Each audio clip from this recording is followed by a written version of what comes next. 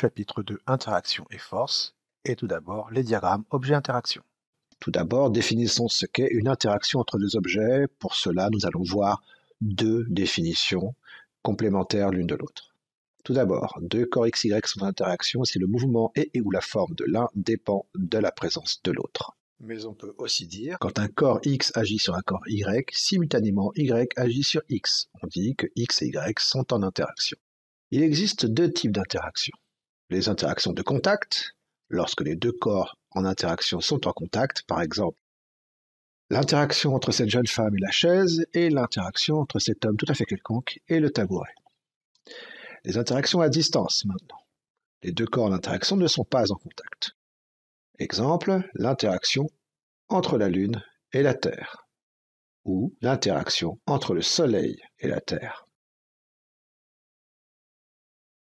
Les diagrammes objet-interaction. Prenons l'exemple du curling. Le système étudié ici, c'est la pierre de curling. Les systèmes en interaction avec le système étudié sont la main, la terre et la piste verglacée. Les interactions de contact représentées par une double flèche entre la main et la pierre et entre la pierre et la piste. Et les interactions à distance représentées par une double flèche en pointillé entre la pierre et la terre. Le vecteur force. Une interaction est modélisée par un vecteur force. Et une force est toute cause capable de déformer un corps ou de modifier son état de repos ou de mouvement, c'est-à-dire de le mettre en mouvement s'il est au repos ou de modifier ce mouvement s'il est déjà en mouvement. Le vecteur force est noté, en général, F avec une petite flèche dessus. Il a 4 caractéristiques, ce vecteur force. Le premier, c'est son point d'application. Pour une action de contact, le point d'application sera le point de contact entre les deux objets ou, si le contact est étendu, sera le centre de la surface de contact entre les deux objets. Pour une action à distance, le point d'application sera le centre de l'objet sur lequel s'applique la force. Deuxième caractéristique, la direction de la force. Elle peut être verticale, horizontale, celle d'une droite particulière, etc., etc.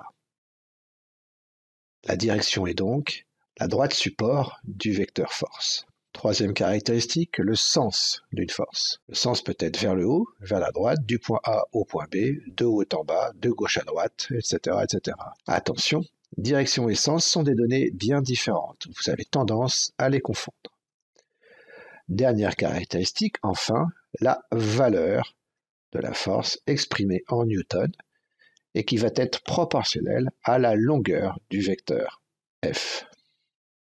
Comment tracer un vecteur force?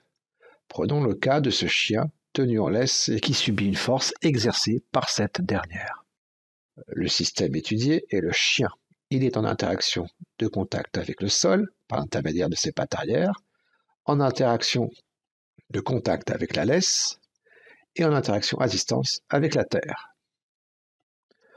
Nous allons nous intéresser à une interaction, en particulier celle entre la laisse et le chien. Le système étudié étant le chien, nous allons nous intéresser à la force exercée par la laisse sur le chien. Son point d'application est donc le point de contact entre la laisse et le chien représenté par le petit point blanc. La direction de la force va être celle de la laisse. Le sens du chien vers la laisse ou du chien vers la main. La valeur, 60 newtons. Comment représenter cette force? L'échelle des forces est donnée, 1 cm équivalent à 20 newtons. Donc pour 60 newtons, nous faisons un simple produit en croix et nous obtenons la longueur du vecteur force qui sera de 3 cm. Donc nous allons tracer le long de la droite support et à partir du point d'application, un vecteur de 3 cm de long. Et nous obtenons ainsi une représentation du vecteur force laisse sur chien.